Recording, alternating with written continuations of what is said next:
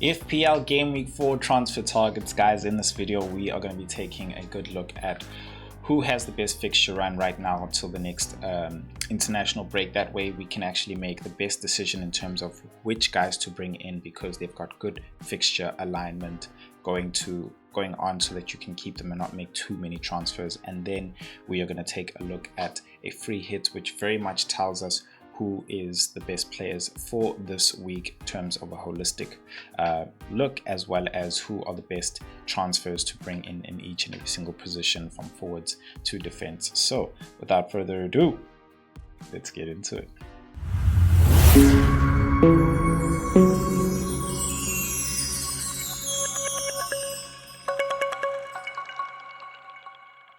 The FPL Force rises with its very own web app coming soon. With every game week comes captaincy dilemmas, benching headaches, transfer doubts, and many more. So let the FPL Force guide you, not just through data-driven real-time analytics and recommendations so that you trust your every decision. I mean that feeling, that feeling you get inside, the one you call a hunch, your gut, a thing. Now that's the FPL Force, and only FPL Force managers have it within them. The FPL Padawan, the Engaged Knight, the FPL Master. But beware of the dark side. Silence as the FPL Force speaks. Will you wield the precision of the light side, or the power of the dark side?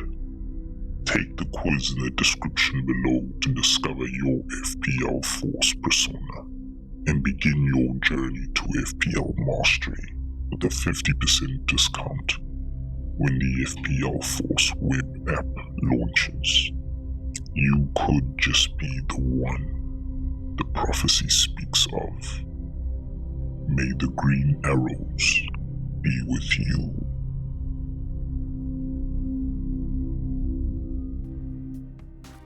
All right, guys. You heard it there from the FPL Force.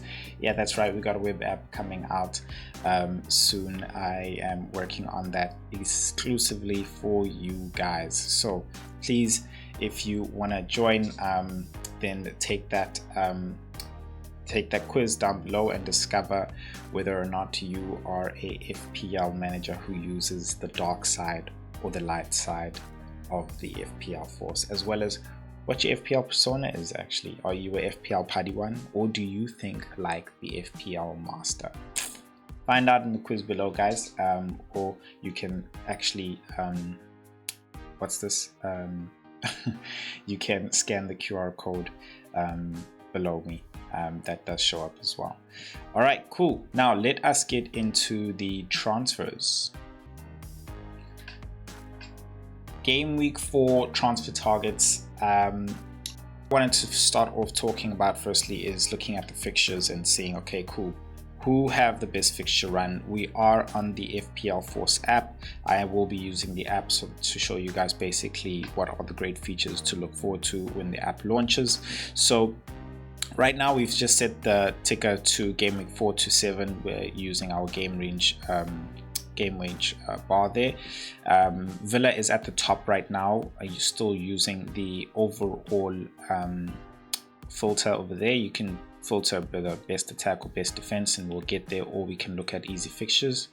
We'll get there, but right now Villa at the top.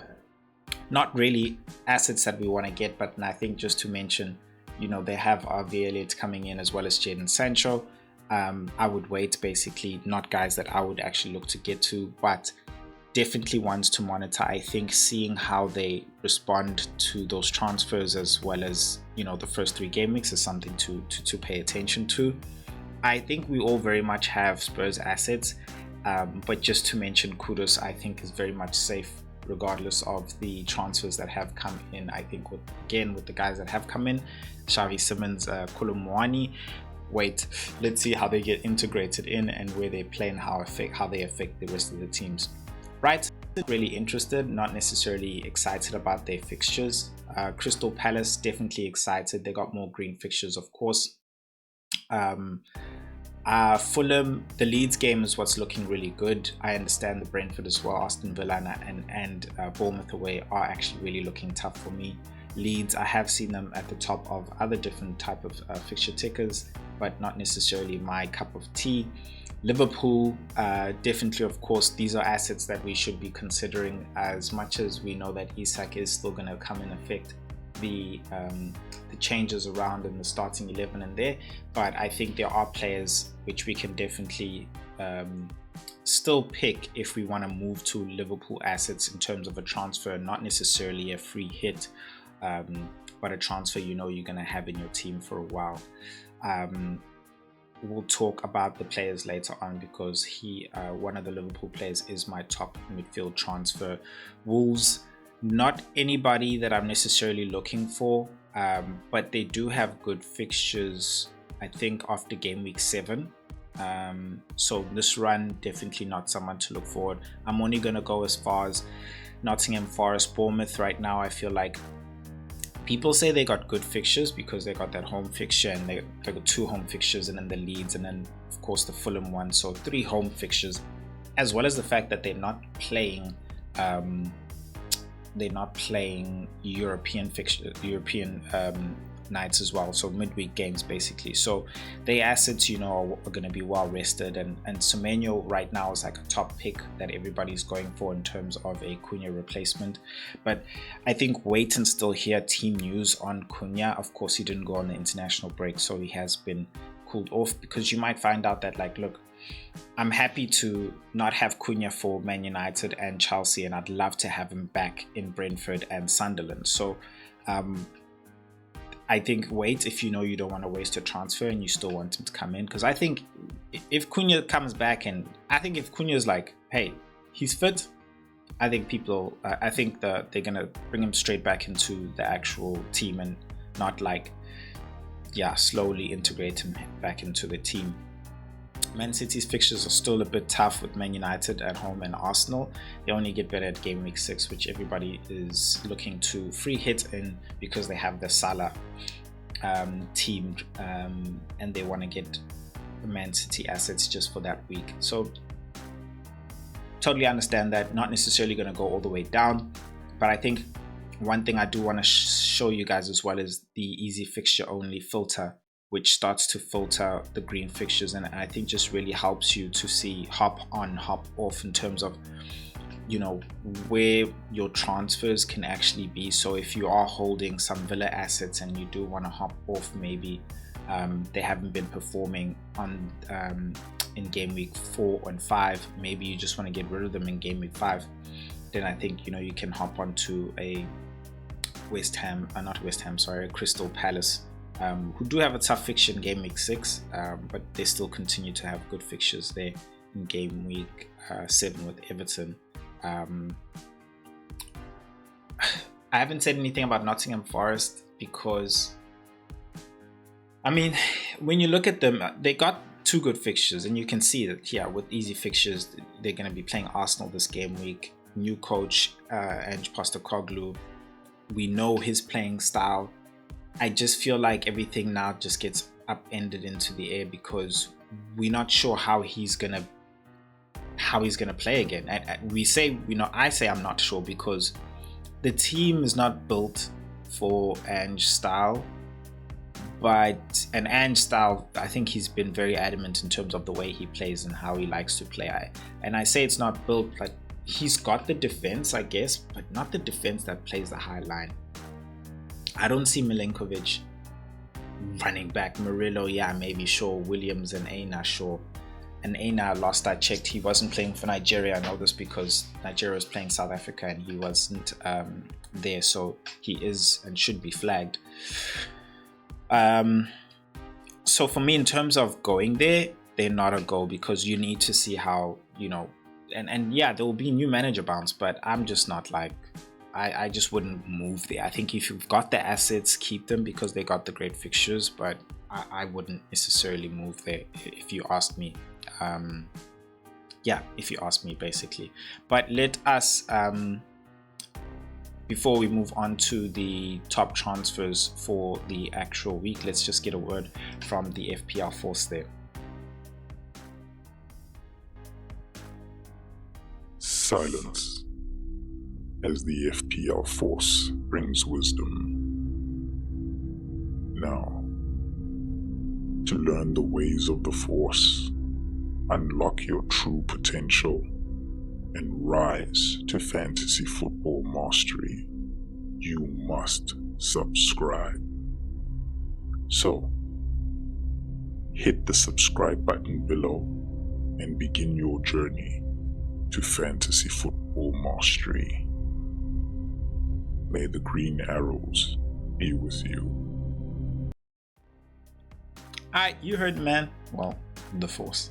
Hit that subscribe button, guys. It really helps out and goes a long way. And then as well, don't forget about taking the quiz in the description below, or you can scan the QR code down below me. So let us, well, that has been down below me. You could just pause the video, scan it, or again, it's in the description below.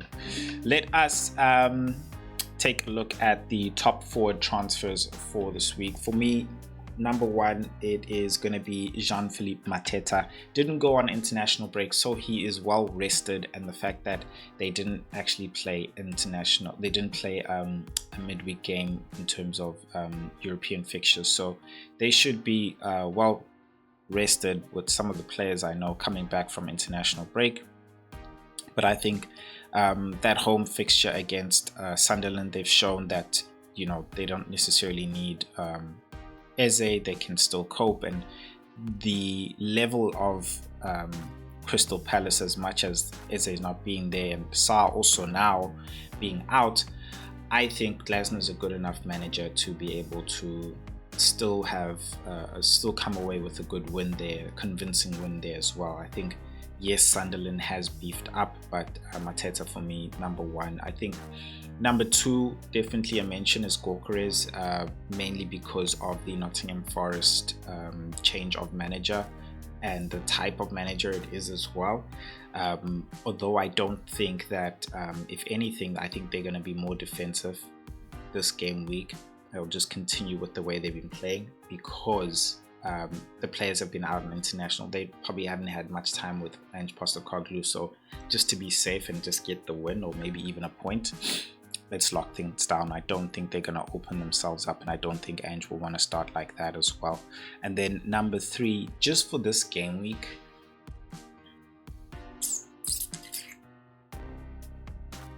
Ekitike could be someone, because this Burnley fixture is so good, and I just feel like he's gonna want to prove a point that, like, I know Isak's here, but I've been here. I arrived I first come, first serve, and they've been serving me and I've been serving you, you know. So I just feel like if you want to go all out on Liverpool for this game week, and you know, like for me, for instance, I'm actually going to wildcard, and the beautiful thing that you can do if you want to do your chip strategy is you can go up here and go chip planning, and you can select wildcard game week 7.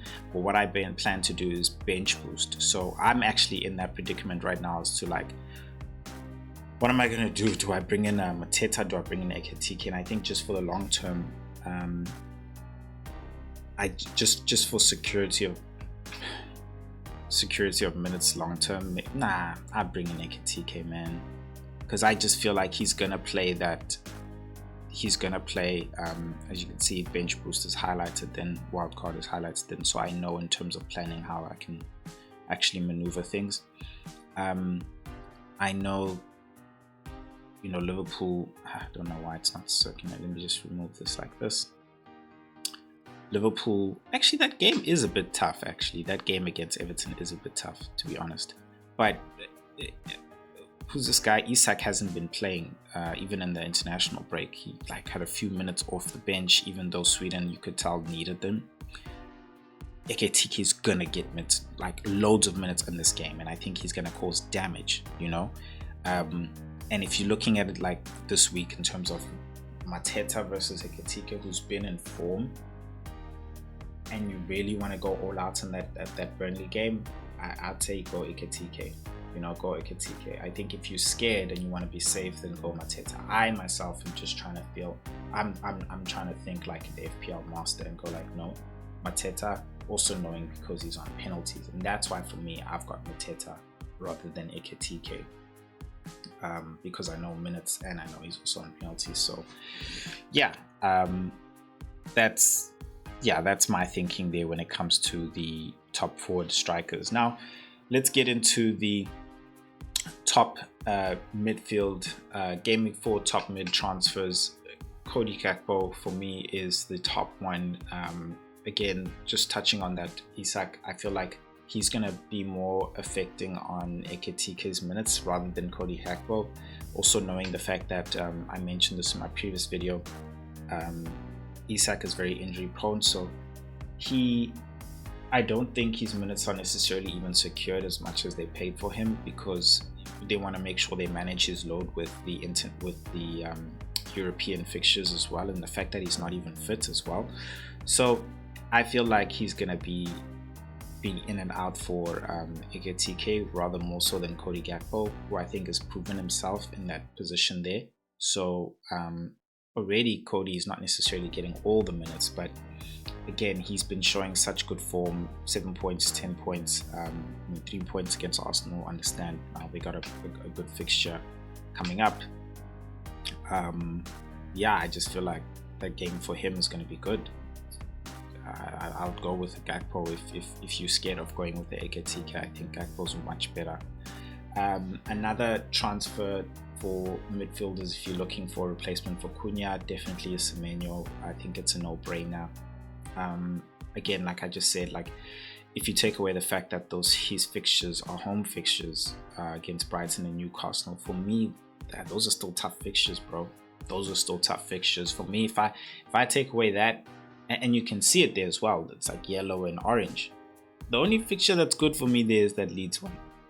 That's the only fixture that's good there for Semenyo, But the team is playing well, they're performing well, So I in terms of a transfer, would bring in Cody Gakpo.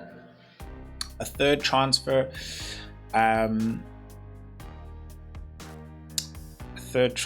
I think I don't really have one in mind. I think those are the two guys. Those are the two guys we were going for.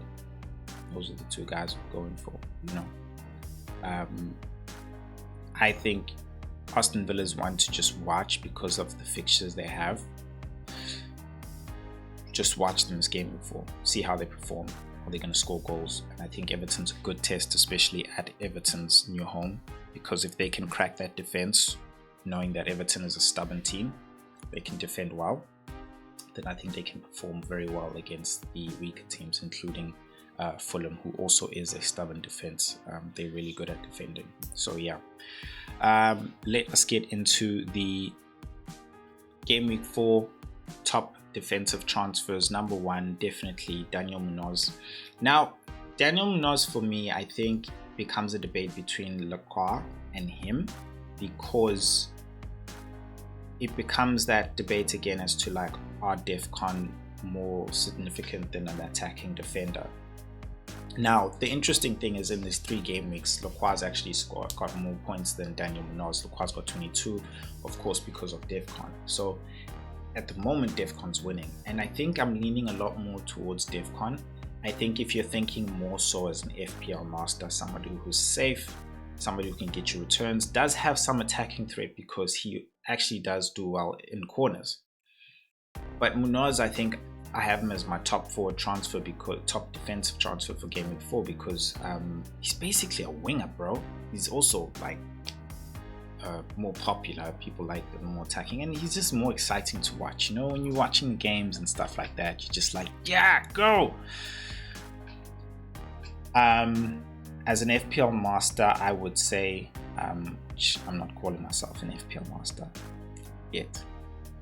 I would say Lacroix is a really great pick, and maybe even better than Daniel Munoz, because I think, from that Sunderland game and even that West Ham game, even if they concede, Lacroix, he's got you, bro. 4 points, done. I'm in the bag. Whereas Daniel Munoz, it took a game like Aston Villa where they were attacking on his side for him to get those 9 points, you know? So I would go with Lacroix. He's more so my second option there in the defense. I think game week 4 transfer third option, talking about defensive transfers, Van Dijk has come onto my radar because of his defensive contributions. They're spiking him and Senesi, but Van Dijk, just because of the team's potential of clean sheet potential, is like, if these guys get a clean sheet because of the way they play, and I say it in the sense of like the amount of space that they have behind them and the way they lose the ball, like Virgil's always having to do interceptions and tackles and stuff like that. So I think if they do concede, he's getting the DEFCON, so you're secure. If they don't concede, he's getting you a clean sheet, which is somewhat what you want, because there's just players where if they get the clean sheet, there's some players where they could get a clean sheet and not DEFCON. They can concede and not get DEFCON. There's some players where they're like, I don't know, man. It's like you need them. They one or the other. But with Van Dijk, I think you can actually get him in both, in saying that he can get a clean sheet and DEFCON, and he can also get you just DEFCON if he concedes. And that's just how I feel with Van Dijk. I think from what I've seen as well, his average in DEFCON is insane, along with Senesi as well. So they definitely another top picks for Game Week 4 looking forward. Right, now let us go to the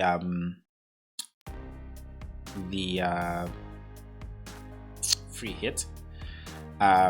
So let's scroll to my team there. I'm not playing the free hits. Again, I'm going to be bench boosting in Game Week 6 at the moment, while carding Game Week 7 because my team aligns there. But for the free hits, basically this week, I think the best team in goals, I've got Henderson from Crystal Palace playing against Sunderland. In the defense, playing a 3-4-3 formation, I have Pedro Porro, Virgil van Dijk and Munoz in the 3. In the midfield with 4, I have Mo Salah with the captaincy, Cody Gakpo, Eze playing against the Nottingham Forest, who have a new manager, as well as Hamadu Weke. They're tapping into that Arsenal attack. João Pedro's more of a protective choice in our first forward picks there. And then I've got a Gyökeres on penalties for Arsenal, with the Jean-Philippe Mateta holding the vice captaincy there. On the bench, to really allow this, I had, with my team value, this is a team that I could come up with: Anderson from Leeds, Anderson from Fulham, along with King there from Fulham, because they've got great fixtures. 4.5 picks. Dubravka, of course, Liverpool, definitely not even going to make a play. And then Ekbal as well, just because of defensive contributions, if he even needs to make it into the team, because nobody will be playing. But let's go into just the picks. Of course, double Crystal Palace defense. I just feel like in terms of getting 3 assets from Crystal Palace, I just feel like these are the safest. Then Pedro Porro playing West Ham. You know how West Ham have performed in the first few games. They did have a shocker against Nottingham Forest, but I think Tottenham have proven to be a formidable defense, a stubborn one as well, put it like that. And then Virgil van Dijk against Burnley, why wouldn't you want to have him? I feel like a clean sheet is destined there, along with the Crystal Palace guys. Pedro Porro maybe not so much, so you can decide on who you want to swap there. Bring someone else in there. If you want to bring in Anderson, I think that's fine as well. In the midfield, Salah, of course, with the captaincy. I just feel like it's either Salah or Haaland this game week. I think safe, go Salah against Burnley. I think it's obvious. Don't overthink it as well. Cody Gakpo there, I think we've touched on him. One thing we haven't mentioned is Wirtz as a pick. So Wirtz as a pick is more secure and safe as for the Liverpool and the effect that Isak will be having. Wirtz, I just feel like his performance depends on the game state. Is it going to be like a rushed game, you know, or is it going to be like a cool controlled game? They have ball possession, it's not up and down type of a basketball game. Then I feel like, you know, he's definitely somebody, you know, who's going to be a very great asset. And that's what a lot of people feel like for this Burnley game and even the Everton game. So I've held on to him for this long, even though he's been dropping in price. He's killing me. But you know, the reason why I prefer Cody Gakpo, because again, his performance is not game state dependent. You know, I think he's shown that he can do well in those high pressure games. And I think he can still do well in the games in which Liverpool maintain absolute dominance and control. So yeah, that's why I just lean more toward Cody Gakpo even for the long term. But if you want to be safe, think like an FPL master and play with the light side rather than the dark side. It's Furts. I think you can start picking up on my characteristics already. So Eze and Madueke, you know, I think just touching on them being more so the wingers right now. We're not 100% sure Eze is going to be playing on that left wing. But I honestly, bro, if I were to put my money down, I'm telling you, man, he gonna be on that wing, bro. It gonna be Madueke, gonna be Eze on the other side, and it gonna be Gyökeres down the middle. And I want me a piece of all of that action in this Nottingham Forest team, who's gonna be coming back and not necessarily knowing what's cutting. Are we doing high line, or are we gonna stay on the line? You know. So I just feel like it's a great opportunity. You can see with the low ownership there as well, Madueke and Eze. Yeah, I just feel like it's an opportunity, man, and they're very affordable, you know. And again, you can go for a Semenyo, but I cannot predict that game against Brighton with Semenyo, even though he's at home. Plus, you know, Semenyo, bro, you don't place the ball, man. That man's like, he sees the goal and he gets excited. He's just goes crazy, bro. He just goes crazy. So yeah, João Pedro, again, he's the shield, you know, in case he does well against Brentford. If you don't have him, trust me, you need him, because if every time he does good, rank is gonna kill you. Rank will kill you, because everybody has him. And yeah, even though he's not even captain, he will kill you. Then Gyökeres, same really touch point as Madueke and Eze. On penalties, no brainer, really. Have to have him in the team. I think, again, I said this on my previous video, I think if he can get to the levels which we believe he can be and he's shown in Sporting, then a Salah draft would make sense just going on if you're wildcarding, because in all honesty, you'd want a number 9 figure like him. I don't want to say Haaland. A number 9 figure like him in a great team like Arsenal, where, you know, like the focal point is him. We want the ball in the box because we know he's going to finish, be it high, be it low, whatever. And he's on penalties as well. So it's a no-brainer. Then for Jean-Philippe Mateta with the vice captaincy there. I myself right now have a Haaland no Salah team, so he actually has my captaincy. Against Sunderland. It's really more so just the fact that it's a great game for Crystal Palace. You know, the Premier League always has surprises, so things can happen in that game, but I will put my money on Crystal Palace. Yeah, that's what I would do. Now, if you guys want to see what my wildcard thoughts are, and you want to play the wild card, then you can check out that video over there. If you want to see what my early thoughts on Game Week 4 are, then you can check out that video over there. But just remember to hit that subscribe button. Please like the video if you loved it, and then also don't forget to take that quiz in the description below if you want to find out, do you think like a Paddy one, or are you an FPL master, and do you play with the light side or the dark side? Guys, I will check you out in the next video. Peace.